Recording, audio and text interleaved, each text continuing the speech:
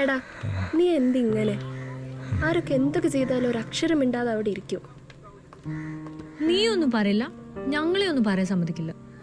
വെറുതെ എന്തിനാണ് ഒരു പ്രശ്നം ഉണ്ടാക്കാൻ പോകുന്നത്? ഈ കോളേജിൽ എൻ്റെ അടുത്ത് ഇപ്പോൾ ആകെ സംസാരിക്കുന്നത് നിങ്ങൾ രണ്ടുപേരും മാത്രമാണ്. അതിനെല്ലാവരും നിങ്ങളെ നന്നായിട്ട് വെറുപ്പിക്കുന്നുണ്ടല്ലോ.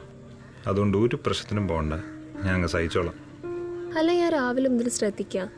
നിനക്ക് എന്താ പറ്റിയേ? നീയും മേഘയും തമ്മിൽ എന്തെങ്കിലും പ്രശ്നം ഉണ്ടായോ? അമൃതയുടെ ആ ചോദ്യത്തിനുള്ള ഉത്തരം ശ്രാവണിന് നൽകാൻ സാധിക്കുമായിരുന്നില്ല. കാരണം മേഘയ്ക്കും തനിക്കുമിടയിൽ നടന്നത് എന്താണെന്ന് മറ്റുള്ളവരറിഞ്ഞാൽ അത് തന്നെക്കാൾ മേഘയുടെ ജീവിതത്തിനാണ് ദോഷം ചെയ്യുക എന്ന് ശ്രാവണന് നന്നായി അറിയാമായിരുന്നു. താൻ കാരണം മേഘയ്ക്ക് ഒന്നും സംഭവിക്കരുതെന്ന് ശ്രാവണന് നിർബന്ധമുണ്ടായിരുന്നു. എന്താണ് ശ്രാവൺ മനസ്സിൽ ഒളിപ്പിച്ചു വെച്ചിരിക്കുന്ന ആ ഒരു രഹസ്യം?